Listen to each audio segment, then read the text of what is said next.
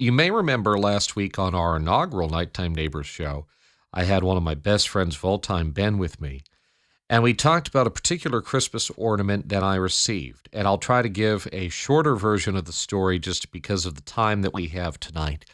That when I turned 24 that Christmas, a few weeks before that Christmas, I was given a gift by a lady that I worked with who has since gone on to become a dear friend of mine, who grew up with quite a fascinating life out in Hollywood, but that is neither here nor there.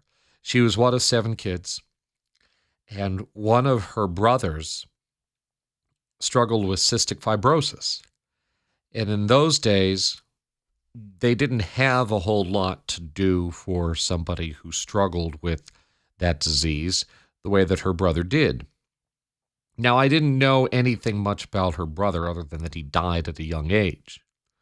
And she told me the story as she handed me this wrapped box about how I remind her of her brother, and told me about how her brother had tried everything that he could do to the extent that he could do it with the limitation of the illness that he had, that he believed in himself, that he could be bigger than the illness that he had, and that he was determined to be as normal as he could. But ultimately was given only a few months left to live because his disease had become so severe, and he ended up taking his own life. We shared the exact same birthday of July 21st, just many years apart.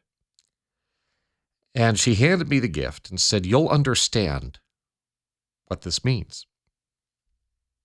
And I opened it, and I hate to admit, a few weeks later, she told me to wait until Christmas. That was a big thing with her. She said, if you get something for Christmas, you don't open it immediately. You put it under the tree, and then you open it for Christmas. So I waited, and I opened it, and I hate to say that I had no idea what this thing was.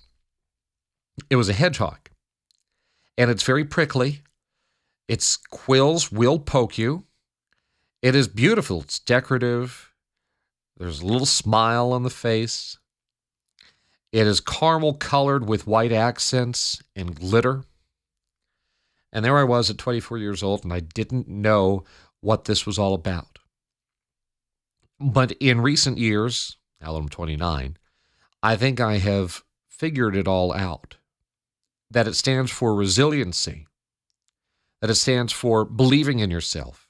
These are things that I pride myself in, that I believe in myself. I like to think that I am resilient to a degree, at least, to a healthy degree. And I use those two feelings, those two sensations within me to push as hard as I can to be the best I can at whatever I am doing, whether it's this talk show or a newscast or something else. And all of my experiences and solo travel and meeting strangers and getting through the COVID pandemic and changing different roles here at WTIC, one day I looked at that hedgehog, even though I had told my friend that I didn't totally understand, and she said, "Well, I forget what it's about. You'll figure it out." And looking at it now, and I put it on the tree this year, I said, this stands for resiliency. Her brother was resilient in the face of all kinds of obstacles, and despite numerous challenges that have come my way, although none as severe as an illness like cystic fibrosis, I have been able to attack them head on and believe in myself while doing so. That's what that hedgehog means. And Ben, who is here with me, agreed that that's what that hedgehog stood for and represented. After the show, I reached out to my friend. It was about 1 a.m. I knew she was awake. I wasn't being one of them. I knew she was awake. I wasn't waking her because I had some kind of a eureka moment. And I wrote to her, "I think I know what the ornament means." And I took a picture of it, just to remind her. And she said, "What?" I said, "It stands for resiliency." And she wrote back, "Bingo."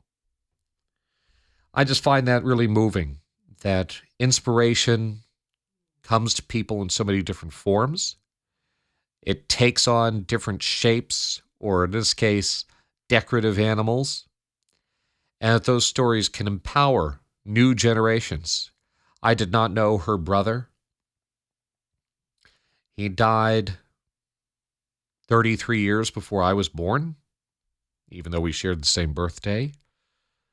But she saw him in me, just in a different form, and wanted to pass on what was a dark story, yes, as an inspiration.